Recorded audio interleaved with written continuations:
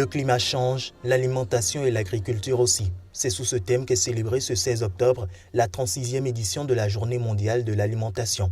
Au Bénin, c'est la commune d'Alada qui a abrité les manifestations officielles, occasion pour le représentant résident de la FAO au Bénin de revenir sur le bien fondé de cette journée.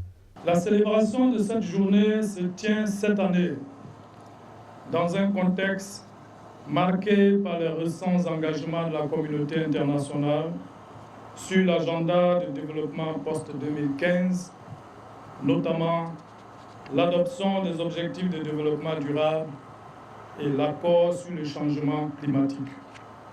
Cette journée constitue pour nous tous un moment privilégié pour nous interroger individuellement et collectivement sur la situation alimentaire et nutritionnelle dans nos familles, au sein de nos collectivités, dans notre pays et dans le monde en général. Pour Tiemokoyo, il s'agit d'analyser la façon dont l'alimentation et l'agriculture devraient évoluer pour faire face aux effets négatifs du changement climatique, des effets désastreux face auxquels le préfet de l'Atlantique propose une solution. Face à ces conséquences souvent désastreuses, s'impose une agriculture adaptée, c'est-à-dire à même de parer aux dangers, d'où la promotion des techniques telles que l'irrigation, les aménagements hydro-agricoles, les variétés adaptées, la conservation des fourrages, véritables palliatifs aux effets pervers de la sécheresse sur les cultures et les cheptels, sans occulter non plus la culture de décrue, qui permet de sauver la production agricole en période d'inondation, puisque si l'agriculture se porte bien, l'alimentation se portera bien aussi. Cette journée aura connu la remise de matériel agricole aux meilleurs groupements intervenant dans le secteur. Pour le représentant de l'Organisation des Nations Unies pour l'alimentation et l'agriculture, FAO, malgré les nombreux défis, l'espoir est de mise. Tiemokoyo invite les peuples africains à se serrer les coudes pour relever les défis d'ici 2030 et faire de cette génération celle qui aura marqué l'histoire de l'humanité en éliminant la famine de la planète. Le Burkina Faso a inauguré cette semaine une usine de lampes solaires avec l'ambition de transformer une ressource naturelle dont il jouit en abondance, les rayons du soleil, en électricité, une énergie qui lui fait cruellement défaut. La création de cette première usine de lampes solaires est un beau pari économique au service d'une belle cause. Donner à tous les Burkinabés la possibilité, la nuit, de s'éclairer.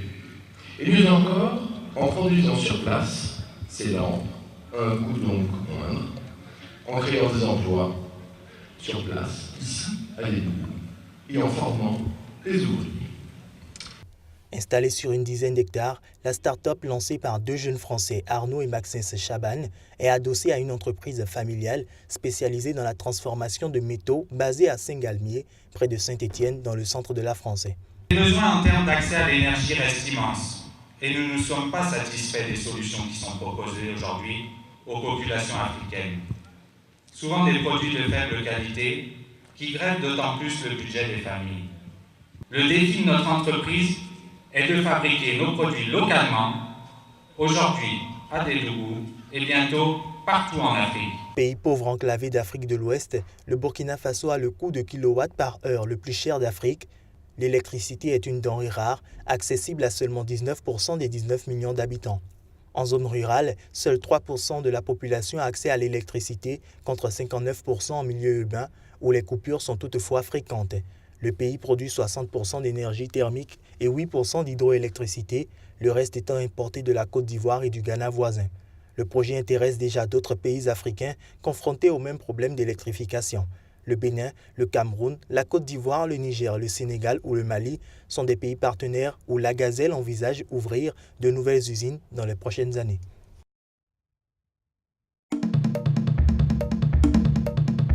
La Cour internationale de justice, CIJ, a ouvert lundi des audiences publiques en vue d'examiner la demande de la Guinée équatoriale de suspendre les poursuites à l'encontre du fils du président.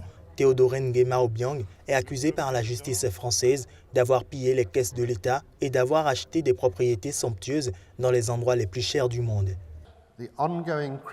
Les procédures pénales actuelles contre le vice-président de la Guinée équatoriale, chargé de la défense nationale et de la sécurité de l'État, représentent un risque réel et imminent pour les droits de la Guinée équatoriale.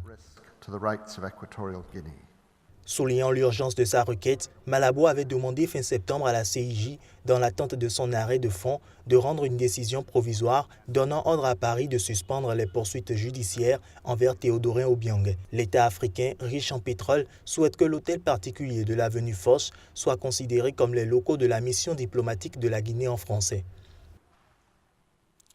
Ce préjudice, qui est grave quand on considère le bien que constitue l'immeuble en question, devient un préjudice irréparable lorsque l'on sait qu'il s'agit des locaux de la mission diplomatique de la Guinée équatoriale. Car l'atteinte à l'immeuble risque d'affecter sévèrement la conduite des relations entre les deux pays et de porter atteinte à la souveraineté, à l'honneur et à la dignité de la Guinée équatoriale. Théodorin Obiang est soupçonné de s'être frauduleusement bâti en France un patrimoine de plusieurs dizaines de millions d'euros. Il est alors poursuivi pour blanchiment d'abus de biens sociaux, détournement de fonds publics, abus de confiance et corruption. La Cour a entendu lundi la Guinée équatoriale avant la France mardi et accordera une possibilité de réponse aux deux parties mercredi. En juin, la Guinée équatoriale avait déjà demandé à la Cour d'examiner le dossier, arguant qu'en dépit des décisions de justice rendues en France, Obiang bénéficiait de l'immunité diplomatique. Monsieur le Président.